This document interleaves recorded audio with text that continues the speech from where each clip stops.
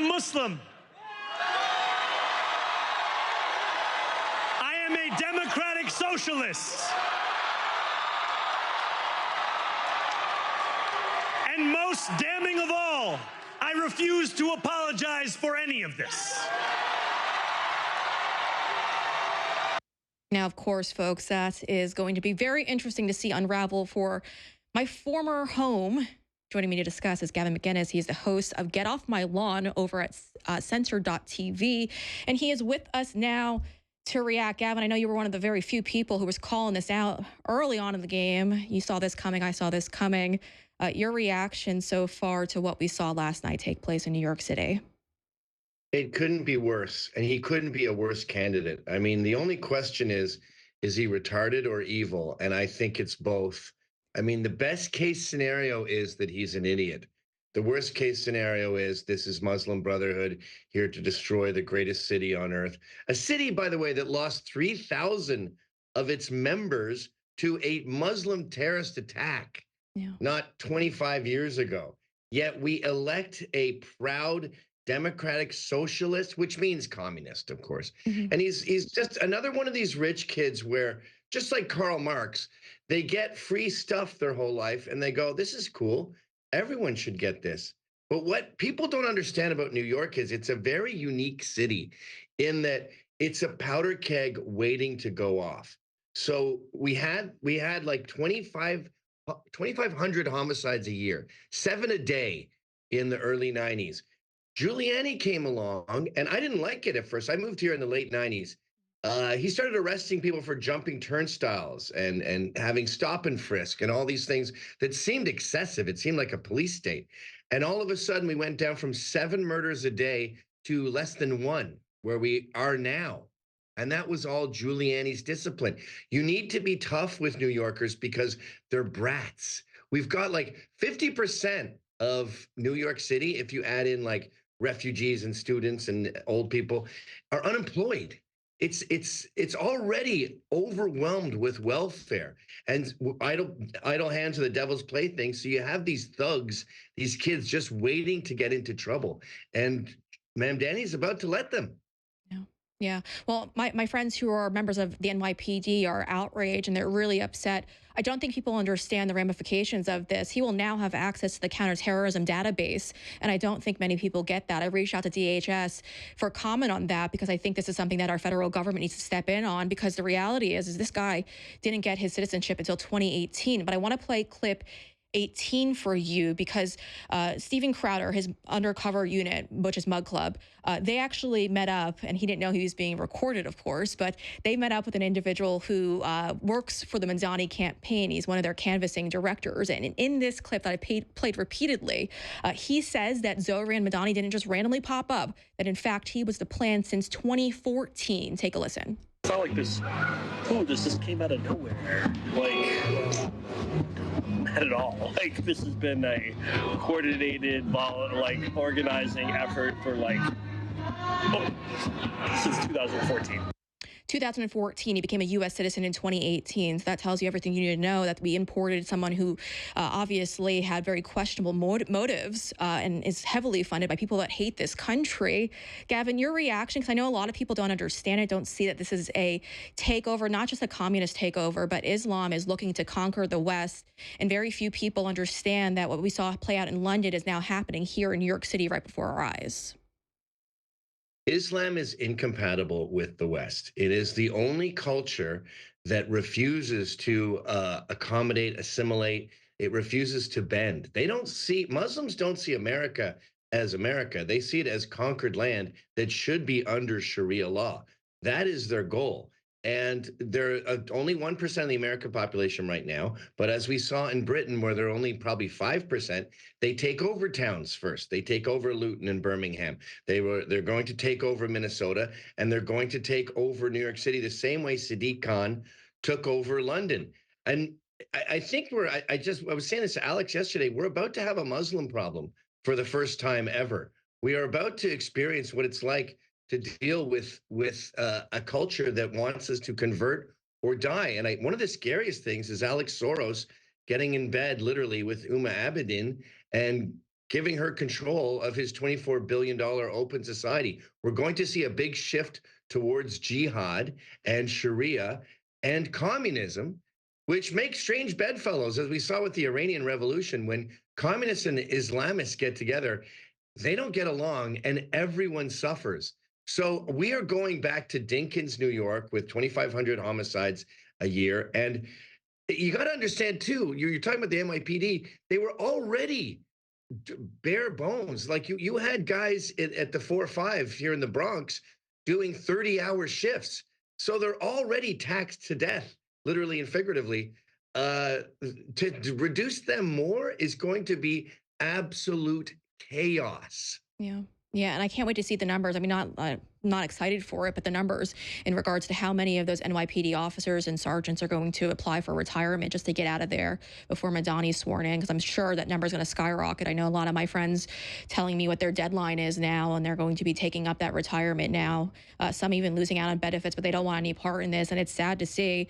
But again, this is what's going on in New York City, and it's going to be a really, really bad day for them when this takes place. And for all people at home who maybe think that it's a little much when we sit here and say that they don't want anything to do with us when in reference to Muslims itself and Islam, I want to just remind everyone that there's over 100 verses in the Quran which go after and call for acts of violence against those non-believers. So it's not like any other religion that we've seen thus far. And that's why you've seen them involved in so many genocides regarding Hindus, regarding Christians and Jews. So again, time and time again, we have a common enemy, and they even attack their own if they're not that radical or not radical enough for them. So we're not talking about people we have common ground with. They literally hate everyone that's not as radical as them. And again, it's not overstating, it's not fear mongering. You just have to open up the Quran for yourself, which I normally wouldn't recommend, but read it if you don't know these verses. There's many lists online that will tell you exactly where to go, especially, and this is a part that really gets me, Gavin, I'll let you talk about this too. When you're looking at the numbers, I believe 80% of the voters for Zohran Madani, I think someone said, were female voters. Now, if you open up the Quran and read it, for those of you women at home who are not believers in Islam, it calls for some really heinous crimes against you, like potentially becoming their sex slaves. And it's well written in the Quran. We obviously know their prophet was a predator for a 9-year-old girl who he alleged was his wife. Again, this is not something that any women should be associated with. But, you know, Gavin, I sit back and I shake my head because so many women are so poorly researched on this issue, and they think they could get behind a candidate like this when he actually, in fact, is reading something and believes something that says that, yeah, if you're not a believer, that you could possibly be his sex slave. It's insane. Have you heard of these Desis? It's a group called Drum, Desis Rising Up and Moving, and they got him like 150,000 votes. These are mostly Hindus. Muslims murdered millions of Hindus in the formation of Pakistan. As the Hindus went south, they were stopped on trains by Muslims and mass slaughtered, beheaded. Yet these Indians, just like Queers for Palestine, can't wait to vote for him because he's brown. Or I saw that there was all these like signs for Zohran, and I'm looking, they all have turbans on. If you're wearing a turban, you're a Sikh. Muslims killed 1 million Sikhs. They were literally at war with Islam, yet they're proudly voting for their own demise. And it's just based on spite. And we're sitting here talking about how dangerous Islam can be. But that is only one factor with this guy. Like, he literally could not be worse. So he's an Islamist. That's bad. We saw that on 9/11. He's a spoiled brat that's never had a job. That's bad. We don't want spoiled rich kids running the greatest city in the world, the biggest city in America, the richest city in North America. He's also a communist in a city that's already broke. He's also anti-cop in a city that is predicated on crime. Without tough law and order, this whole city falls apart. And he's talking about, we're going to send social workers. We tried that in LA. And guess what happened? Within hours, the cops that had been laid off were then rehired by the social workers, because there's basically nothing more dangerous than an EDP, emotionally disturbed person call. So I'm listing like 5 reasons why this guy is terrible. And we could do this whole show on one of them, Islam. But they're all equally dangerous. And it's, you know what it is now? Politics has just become spite. Like there was local politics here where I live up in Westchester. That was all blue. the conservatives got slaughtered in New Jersey, all over the country. And what is it based on? Hatred of Trump. And what is hatred of Trump based on? Just discipline. He's here, tough love. Daddy said it's bedtime and you have to eat your vegetables. And they all hate him for that because strong men have created good times, and these good time weak people just can't wait to bitch and moan at Trump. So we are all suffering because of these bitter bitches who are just spiteful because daddy has started, enforcing a little bit of discipline. It's embarrassing. Yeah, no, it is embarrassing. And you brought up the LGB point too to this. I want to remind our audience yesterday, we actually uncovered in that alleged ISIS plot that took place in Dearborn, Michigan. I got to page 40 where I found out when they were trying to vet potential places to allegedly take out this terrorist attack, that you just have to go to page 40 and you could simply read that they were actually using and they were looking at many places that the LGBTQ community goes to for bars and clubs. And so obviously this was one of their targets, it looks like, according to this document here you see on your screen. Again, that's the criminal report that came out from the DOJ on page 40. You could read it yourself. But again, these people don't like the rainbow community, and for some reason, they just don't seem to learn that. And there was also the video, too, in Steven Crowder's reporting, which has this individual who's the director of his campaign saying, yeah, we're sending lesbians into mosques, and it's so strange, but we're doing it. These people have no idea what they're getting themselves into, and sadly might actually learn the hard way. But Gavin... We already went through this. Remember the Pulse nightclub? Yeah. How many people died there? Was it like 80? And the takeaway was that a straight man shot up a gay nightclub. And they got amnesia within a week, and it was back to MAGA wants to kill us. Even with the whole October 7th thing, they go, oh, these Nazis, these MAGA Nazis. Who was on the streets calling for the river to the sea, saying we need to globalize the Intifada? It was blacks, it was refugees, it was white, rich kids, Marxist students, everyone but MAGA. Yet no Kings is out there calling us Nazis. Like, these people are their own worst enemy. Queers for Palestine should be the name of this segment, because that is exactly what they're all about. They're chickens for KFC. And, these people are safest under my rule, under a patriarchy, because if they get their own way, if they get their communist Islamist utopia, they're the first to go. You and I will be fine. We're armed. They're going to be toast. Yeah. Yeah, they have no idea. They literally have no idea. And Gavin, I guess we get into the politics side of all of this, because in New York, I actually was thinking about running for the state Senate. I did so briefly by just going around and meeting with a lot of the GOP chairmen at the county level and at the town level. And I was quite disturbed because I just feel like they were so out of touch with what young voters, and I don't even need young voters. I mean, I'm talking like people in their 30s, what they're looking for. And sadly, they just didn't get it. It's like they were a group of fossils. We have people who only thought that they could vote for Zohran Mamdani because he was talking about reducing the cost of rent. Now, although his method for it is a scam itself, but he's really the only one out there talking about this. When it comes to the Republican Party in New York, are they really doing any type of outreach to try to reach out to people and answer these questions? Because the cost of living in New York is just through the roof. Well, you've heard of a brain drain. We have a right-wing drain here in New York, not just New York City, but a lot of New York State. They're all going to California. They're all going to Florida. And as you get less and less sane people, you have more and more lunatics, until the lunatics are running the asylum. And that's where we're at right now.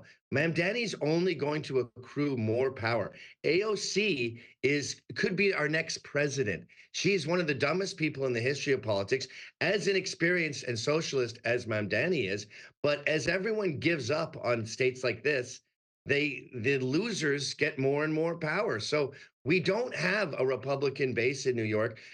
That's why we're doing things like voting for Cuomo. Can you believe that? Or right now, all my eggs are in Hochul's basket. I'm hoping that she has the sense to prevent him from instituting all these dumb things like $700 million in free buses and $60 million for free grocery stores, and the whole notion of cheaper rent, which is just a made up thing. He promised them the moon. He can't deliver on any of this. So all we're doing is hoping that Hochul, the great conservative hope for New York, tells him that none of this is plausible. That's where we're at. We're relying on Democrats to save us from Democrats. Yeah, you know, it's really interesting times. Well, first off, she actually said that she wasn't going to allow him to raise taxes because she just doesn't want people to flee anymore.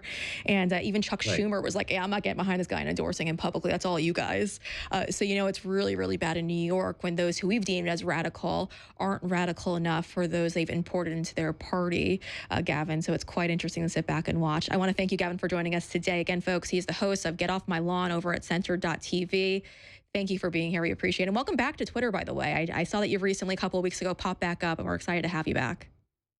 7-year gulag. That's got to be a world record. 7 years I was banned. Isn't it crazy? And by the way, before you go, I guess I could ask you this. What's going on with that? Are you finding that you're shadow banned now that you've been brought back on, or do you think that you're getting accurate numbers these days? I can't tell. I think I'm shadow banned. I don't get a lot of engagement. And the numbers, I get like a new follower every 3 days. So that Mhm. seems suspicious when you have a 250,000 followers. Yeah. But, beggars can't be choosers in this world. We vote for Cuomo, we beg Democrats for help, and we thank X for at least shadow banning us, at least for a year. Yeah, exactly. It's not as bad as what's happened before. So, yeah, you Yeah. got a point. You got a point. Gavin, thank you for being here. We appreciate it. All right. Thanks for having me.